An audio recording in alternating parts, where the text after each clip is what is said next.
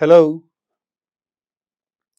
welcome to the next session of the writing module in English.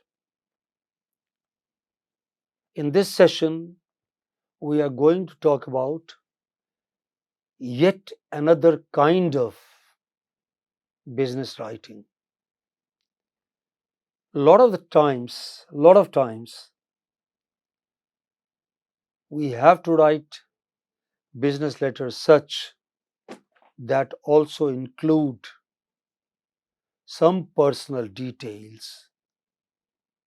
For instance, when we visit a business partner or when a business partner or a client or a customer visits us requesting or expecting some help, then some personal details become inevitable.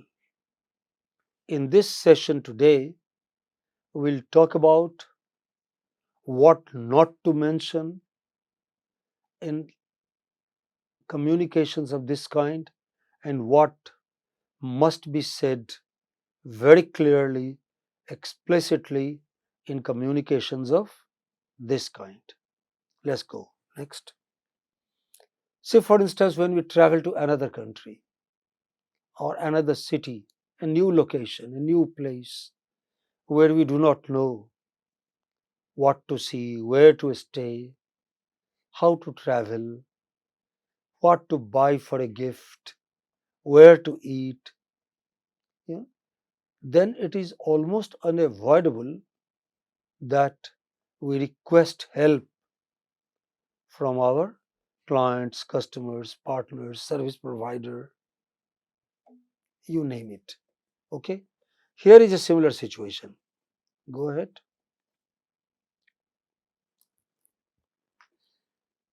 A business writing ordinarily is meant to be personal, nothing personal in it, you know. But on these occasions, you have to mention, and it is better that you mention well in time, well in advance of your visit, so that your business partner, client, customer, service provider knows about your preferences. Imagine you go to a particular city for business. Now you work there for about 10 hours, maybe 9 to 6, 8 to 6, another 2 hours preparing to go for that meeting, for that business. And what do you do the remaining 10 hours? Maybe you sleep for 7 or 8, wash, eat. You still have about 3 or 4 hours. So what do you do with that? Lot of people worldwide go sightseeing in a new place if they have time to spare. No matter where we are, we need to eat, we need to stay, we need to wash, and quite often, unless we are very hard pressed for money, we also buy gifts for friends, for family, while leaving, while coming back.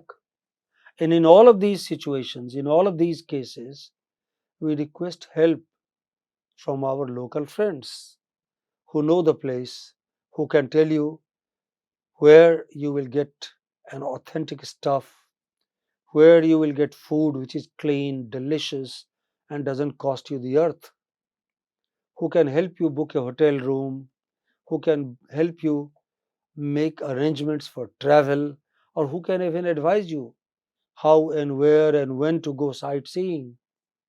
So,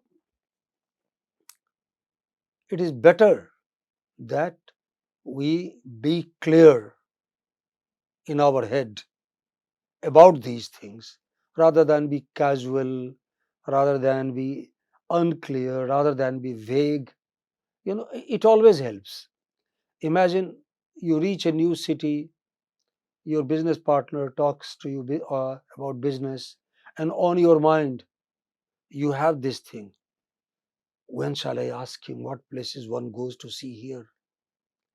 You may not be able to give your total attention to the item on the agenda to the business on hand. And then the second hazard here is that if you tell your business partner after you reach there, you spring a surprise upon him. Can you come with me at 5 o'clock this evening? I want to go for dinner to a particular place. Now your friend is not prepared. It's all possible. He has a family, he has his own commitments, he has his own clients or customers, or she has her own compulsions. Then either she says no to you, which will be difficult for her and difficult for you, or she says yes to you reluctantly, where you will continue to feel guilty and she will be irritated all along.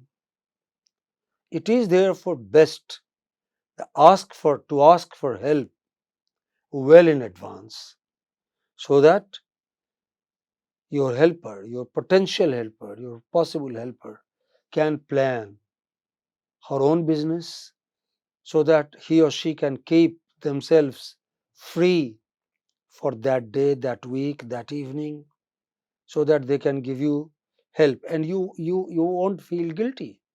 You will get the best from your local partner, because the local partner may have planned everything: how you will travel, where you will go to, where you are likely to stay, keeping your preferences in mind.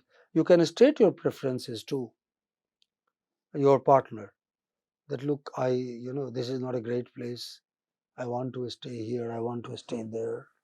Okay, you can say all that in advance, of course, in a business like manner, not being romantic about it, or being apologetic about it, or being vague about it. Very business-like, you know, and in polite language. It is possible to be formal and polite, or it is possible to be polite and formal. There is no conflict, between these. So it is important to mention even these things in a business-like manner, precisely, clearly, and writing in this manner also happens to be a part of many international tests of writing, IELTS or TOEFL, or even in many universities, you are expected to write on this kind of topic. The idea is, they want to check, you know, after you have done the lower level skills, after you appeared at the test of grammar, vocabulary, spelling, and punctuation, then the examiner wants to see if you can plan an answer, if you can distinguish between trivial and important, if you can distinguish between significant and insignificant. So, these are the kinds of things that are being tested when you write something of this kind. Let's look at a particular example. This is the typical question you often get, or this is a typical situation. You know, as somebody has said, a good language course gives you authentic experience, gives you authentic stuff, you know, tasks that can happen in real life. So, this is a writing task that can easily happen in the life of any business executive, young or old, senior or junior. Okay, here you are asked to write a letter to a business partner abroad, giving him the details of your forthcoming travel to meet him. Okay, you can also, this is also part of that question. You can mention your personal preferences in room. What kind of room would you like? What kind of food do you eat? And if you would also like to see some tourist spots, or if you like to do some shopping and that sort of thing. Okay, you can say all that, but remember, you have only 150 words, and as we saw in an earlier session, even in business writing, More so actually in business writing, there is something called format, a particular kind of thing only in a particular place, and number two, more important things first and not so important things next. So this kind of ordering, this kind of formatting is integral to all sorts of business writing. Okay, look at the example. Imagine you have to go to an average, a small, a relatively a small European city, okay, on business. You are in the business of export, and sometimes you have to go and talk to the client, renegotiate your rates, your delivery schedule, or there may have been complaints about quality of products you export, and you are about to lose that client, that business. Before that happens, you decide to have a conversation, and this is how you go.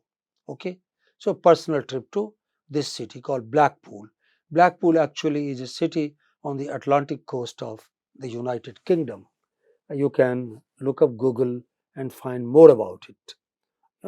It's a place worth visiting. you know Very popular among students and young people because the Lake District is nearby, the city of Lancaster is nearby, and Scotland is next door.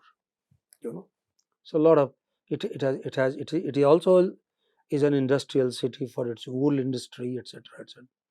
Besides, it's a huge railway junction. In addition to being a popular place for people going for cross country trekking, hill climbing, rock climbing, and a tour of the Lake District. All those things. Let's see. Next. Here is your letter. Many people write, as I bring the letter to you, you may be surprised. How can anyone write like this?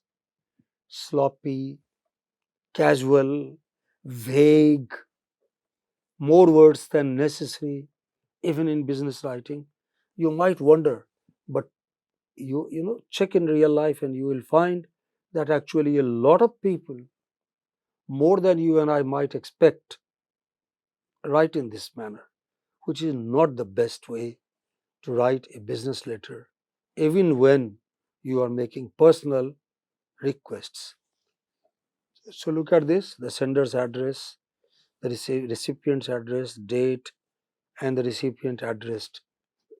All that given. Next, subject is also described.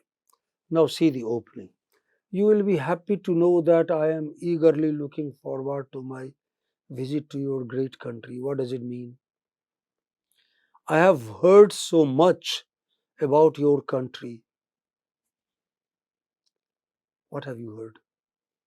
You know, I am very eager to visit it. So I've already booked, I've already booked my flight ticket, business class, and I am reaching Heathrow Airport, London at 3 in the morning on the 17th of March. And then I think I'll take a train from there to reach your city sometime in the afternoon. In London, I may visit an Indian friend for a few hours. How much of it is such that your friend needs to know, your business partner needs to know? Your friend may, but your partner, does your business partner need to know that you are very happy, very excited? Perhaps yes. But how does it make a difference to your business partner whether you have already booked the flight ticket and which class you are flying, except that it's a bad, it's in bad taste, you know? Maybe you did not mean it, but your reader might say, oh, this writer is showing off. Rather than travel economy class, she is perhaps for the first time traveling business class, and she wants the entire world to know that she is traveling business class. It anyway doesn't speak well of you. If nobody is coming to receive you at 3 in the morning at the airport, then what's the point telling them? You come at 3 in the morning or 4 in the morning or 2 in the morning. Is your business. Okay? And then the few hours that you have, whatever you like, you can do in London. Why should your business partner in Blackpool be told wasting his time and wasting your time writing it, his time reading it? Okay? So, this entire page has nothing but irrelevant, trivial, non essential details of a very personal, of a very private nature. Nobody else other than maybe your family, maybe your friends who are close to you, even need to know. Okay? So, this is an example of bad writing. What you have got is redundant, confused, vague, all the three. Next. The details that you should have given are not given here. On reaching your city, I will go to the hotel. When do you reach his city? The intended city. Do you expect your business partner to come to the railway station to receive you? Please tell me the name of the hotel you are going to book for me. It will be a joy to see you at the railway station, but why take unnecessary trouble? I'll take a taxi and go to the hotel directly from the railway station. I hope you have a good hotel in your city. What are you talking about? You can as well check if there are hotels. Kindly tell them that we in India take only vegetarian food. Do you mean to say that anyone in hotel industry does not know what kind of food people in India eat? And is it correct to say that all Indians take only vegetarian food? And then you further say, so I would like to have good vegetables and fruits and milk with rice and sambar. God, is your friend going to cook all this for you? Why does your friend have to know anything beyond the fact that we must definitely stay in a hotel or we must go to a restaurant that offers vegetarian food? Okay, next. Similar for are there good tourist places in your city? You can as well check with Google. But okay, no harm. Then please tell me about them and I may also like to visit them. Welcome. Since my husband is not coming with me, what are you telling your business partner? Are you giving him, making some suggestion? Okay. It might easily be misread. Okay. I should bring some gift for him. Can you please advise me which shops I should go? Is it important for you to know the name of the shop now? Particularly when you are going to go only after going to go to that shop only after you reach Blackpool. Okay. All that is unnecessary. I get good discounts. What is a good discount? 2 rupees out of 98 or 98 rupees out of 100. Okay. And good quality materials at a very cheap rate. Thank you very much.